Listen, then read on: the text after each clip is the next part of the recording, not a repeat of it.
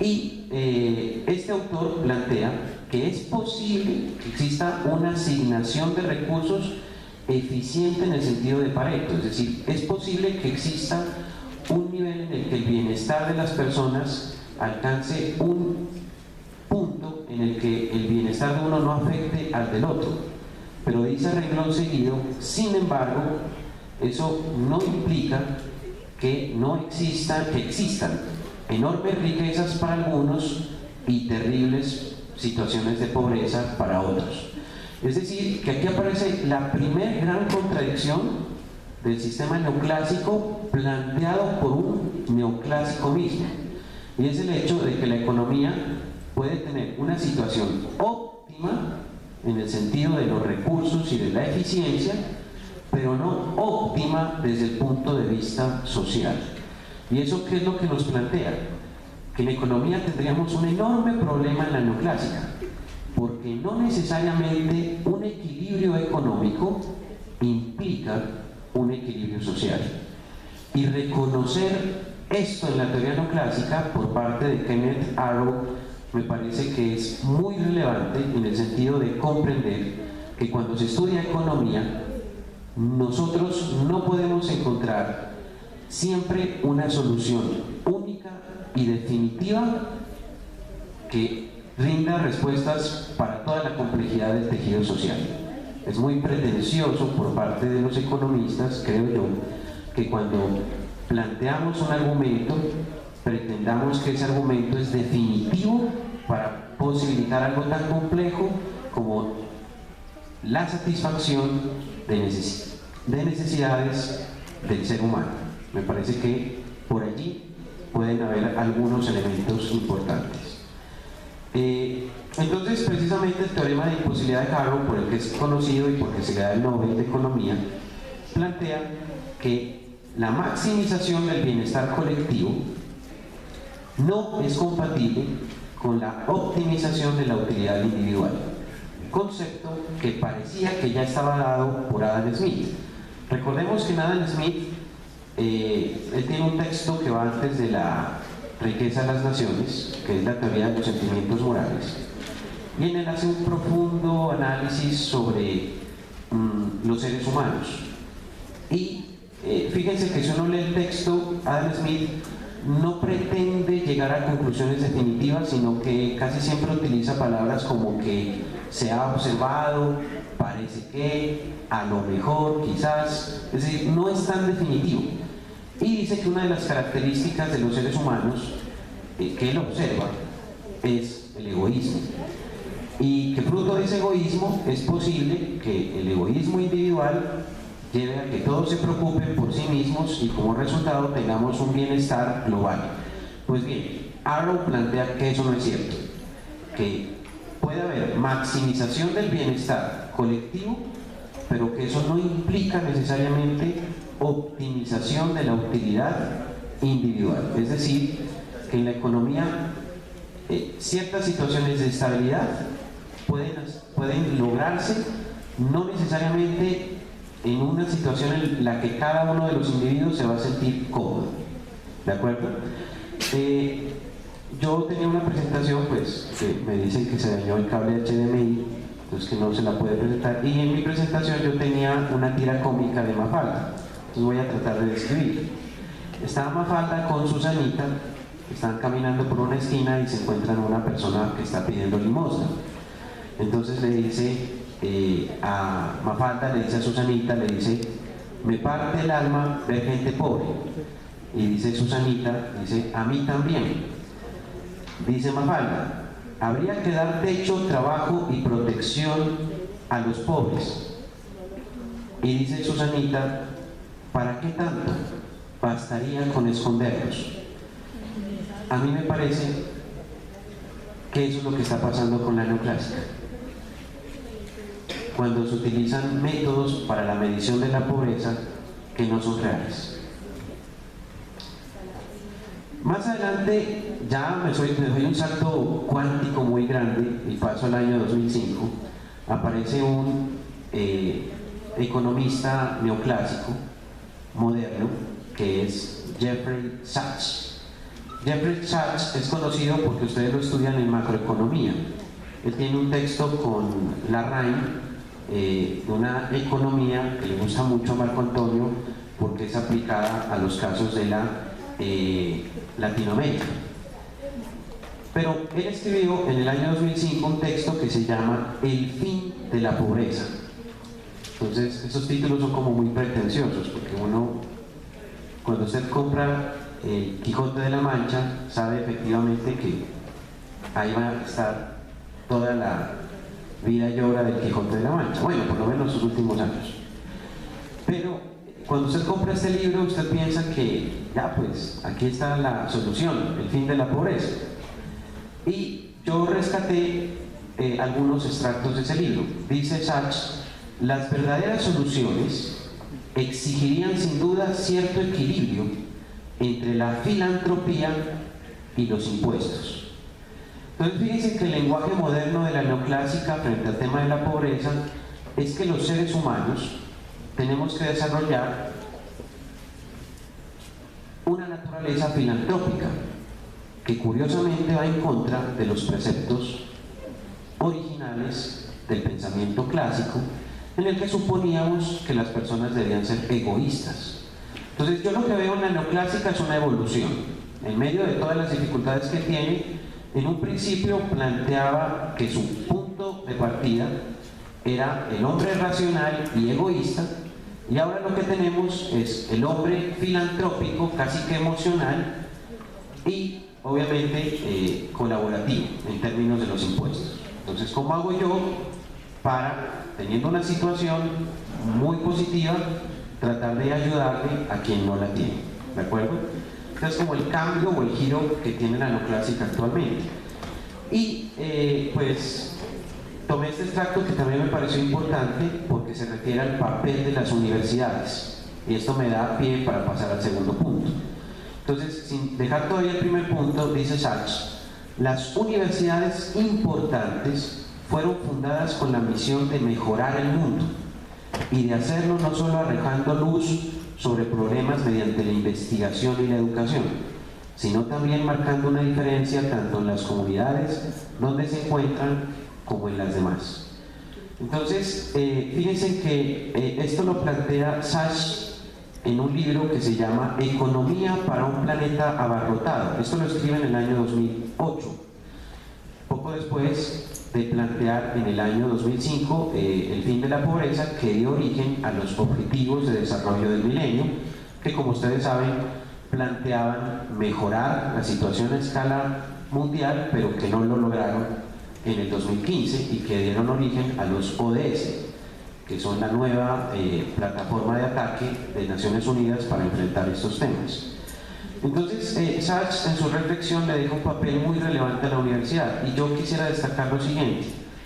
Cuando hablamos de educación, no hablamos de que, oiga, vamos a asistir a una clase y vamos a atender todo lo que el profesor nos diga sin cuestionamiento alguno.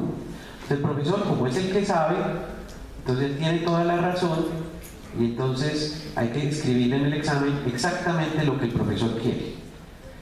Yo pienso que eso no es así. Yo pienso que lo que deberíamos hacer es ser escépticos y si bien aprender y conocer lo que las teorías plantean y los hechos sugieren, guardar una cierta dosis de escepticismo.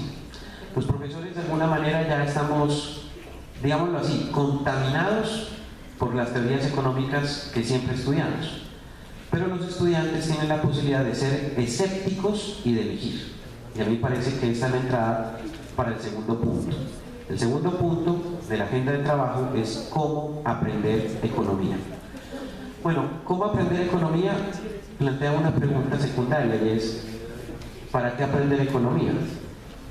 ¿Es la economía útil para algo? Pues si, por ejemplo, a la luz de temas tan relevantes como la pobreza, la economía ha estudiado el tema, lo ha medido, pero la pobreza todavía persiste, uno diría, hay un desafío en la ciencia, y ese desafío creo yo que es muy relevante. Es decir, ¿por qué la pobreza persiste? Fíjense que la respuesta que yo he dado desde los neoclásicos tiene que ver con varios elementos, pero pero yo creería que uno esencial, y se lo comenté a Julián apenas estábamos tratando de armar este conversatorio, que yo creo que tiene que ver con la educación. Pero la educación, más allá de solamente ir a clases, leer lo que el profesor le dice a uno que tiene que leer y responder lo que más o menos el profesor espera que uno responda, yo creo que tiene que ver con cuestionarse e investigar. Yo creo que la investigación es el elemento más poderoso para tener buena calidad en educación. Sin investigación usted no puede cuestionar lo que dicen los textos norteamericanos, pero cuando usted investiga y eso lo correlaciona con la realidad, usted puede saber si lo que les están explicando en una clase tiene sentido o no. ¿Qué dicen los textos de la neoclásica? Pues me di como la tarea de buscar algunos de los textos, no todos. Ayer estaba desordenando toda mi biblioteca, no la pude organizar, quedó toda desordenada. Y saqué unos 2 o 3 textos únicamente, entonces voy a leer más o menos lo que me encontré. Este es un texto de Microeconomía Intermedia del 2016, publicado por Hal Varian, y dice lo siguiente: el lenguaje matemático contribuye ciertamente a aumentar el rigor del análisis y es sin duda el mejor enfoque siempre que sea posible utilizarlo, aunque no puede serlo para todos los estudiantes. Esto lo dice Varian cuando usted estudia microeconomía, justo antes de decir que existen muchos caminos para aprender economía. Obviamente él sostiene que el mejor enfoque es el matemático, pero dice que este no se le da bien a todos los estudiantes, es decir, que el estudiante puede elegir otro camino, ¿de acuerdo? Entonces, sin embargo, yo lo que quisiera expresar sobre esto es que considero que un economista sí debe tener alguna fortaleza matemática. Me parece a mí que sí debe tener. Ahora, que el economista debe ser estrictamente matemático, no, pues para eso mejor métase a estudiar otra carrera. La economía es una ciencia social. Necesitamos algo de matemática, y yo creía que la necesitamos para tratar de tener unas herramientas que nos pretendan algo de objetividad en medio de tanta teoría que pueda ser subjetiva. Dorbush, Fisher y Startz tienen un texto muy conocido por los estudiantes de macroeconomía. Yo tengo una edición del 2012 y el texto dice que hay diferentes formas de aprendizaje y establece 4. Dice, la primera es una dificultad compasiva. No sé si algunos de mis estudiantes piensen, bueno, pueden pensar muchas cosas cuando me escuchan acá frente. Algunos me pueden recordar amablemente, otros no tanto, y yo sé por qué. El primer punto tiene que ver con la dificultad compasiva. ¿Qué tiene que ver eso? Colocar al estudiante unos retos que en principio le generen dificultad, pero que pueda vencerlos. Es decir, colocarle al estudiante unos desafíos que en un principio para él sean complejos, pero que con un poco de trabajo se puedan superar. Yo creo que eso es importante. Es decir, la economía no es una ciencia fácil y siempre vamos a tener retos, pero hablando de pedagogía, yo pienso que los profesores y los estudiantes siempre debemos pensar en utilizar pequeños retos que podamos vencer. Creo que eso ayuda mucho al estudio de la economía. El segundo elemento que dice Dorbush es enfocarse en modelos. Hay un texto que se llama Cultura y Simulacro de un sociólogo denominado Jean Bradillard, que plantea que los modelos son un problema, porque los modelos pretenden estudiar la realidad y al pretender estudiar la realidad en un determinado momento, esta teoría sociológica dice, la reemplaza. Entonces uno se olvida de que lo que estaba estudiando era un modelo, que era una caricatura de la realidad. Y pasa que el modelo se vuelve más importante que la realidad. Este libro es muy importante y lo recomiendo para todos aquellos que les guste la película Matrix, porque fue el que originó la idea de esta película. El cuestionamiento con lo que es real y qué no es real, ¿de acuerdo? Tercero, perspectiva internacional. Creo yo que sí es importante porque me parece que si lo que uno está estudiando puede ser un tema universal, pues digamos que probablemente otras personas también lo estén estudiando en otras latitudes del mundo. Sin embargo, también me gustaría señalar que no necesariamente, dadas las particularidades de una región, todo lo que se tenga que estudiar o investigar sea internacional, porque pueden haber cosas muy especiales dentro de un contexto de tiempo y espacio que difícilmente tengan precedentes. Y cuarto, dicen Dorwush y Fisher que es importante un enfoque contemporáneo, es decir, un enfoque que dé cuenta de lo que está pasando ahora, a la vez que permita definir nuestras estrategias de cara al futuro. Y sobre esto yo quisiera hacer un apunte.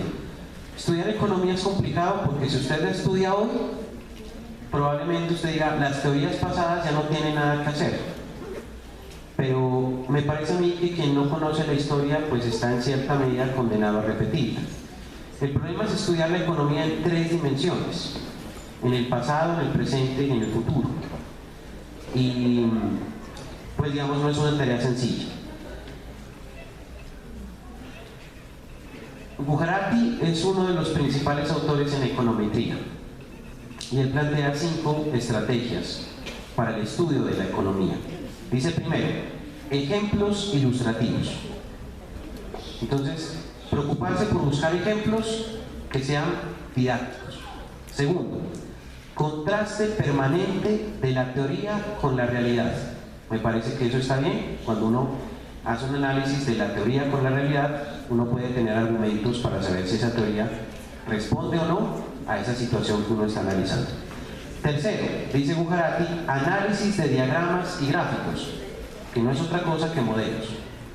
Muchos gráficos se construyen con cifras y las cifras pretenden aproximarse a la realidad. Alguna vez un estudiante en econometría me decía, profe, yo no creo en la econometría porque no creo en los datos.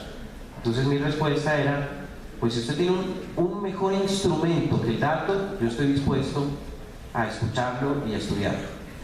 Entonces la idea es que los datos nos aproximan a la realidad, pero puede ser que esa realidad aproximada no sea perfecta. La mayor parte de las veces los economistas estamos equivocados, igual que la humanidad desde el primer hombre hasta el último. Tenemos errores. Cuarto, me parece a mí que es muy relevante este aspecto, dice manejo de paquetes especializados de software. La economía de hoy precisa que usted haga muchos análisis y ha habido un desarrollo en lo que se conoce como la economía computacional. Me parece a mí que es muy importante que si uno quiere aprender economía, aprenda a manejar software para economía. Y quinto, dice aplicación de técnicas estadísticas y matriciales de análisis. Creo yo que ya habíamos hablado sobre este aspecto que está vinculado con el instrumento matemático. Bueno, le voy a dar, digamos, atención al último punto, que es la relación entre la economía y la naturaleza, y debo advertir que este será mi punto más débil, el punto más frágil de mi presentación. Haciendo una revisión de la neoclásica, yo me encuentro que en un principio el tema de la naturaleza, del medio ambiente, no es tenido en cuenta por la teoría económica. Autores como Walras no es que se preocupen mucho por la contaminación, no es porque se preocupen mucho por la tala de árboles. Es decir, hay un tratamiento un poco antropocéntrico en el economista neoclásico frente al medio ambiente. Es como si fuera un recurso que estuviera ahí a la disposición del ser humano y que le perteneciera irrestrictamente, como que si, oiga, entonces yo puedo apropiarme de los ríos, de las especies vegetales, animales, puedo, mejor dicho, utilizar esto como yo quiera, siempre que esto maximice como ser humano mi bienestar. O sea, no me importa, qué bueno ese pollito de Mr. Pollo que me estoy comiendo, qué delicioso, pero no me importa que lo hayan criado en unas condiciones bajo las cuales finalmente lo que se pretende es que muera y que llegue a su punto óptimo de sabor para que usted se lo coma muy contento en su restaurante. Entonces casi que no nos importa la otra vida de las otras especies, entonces los pescados, los animalitos, todo creemos que es de nuestra propiedad.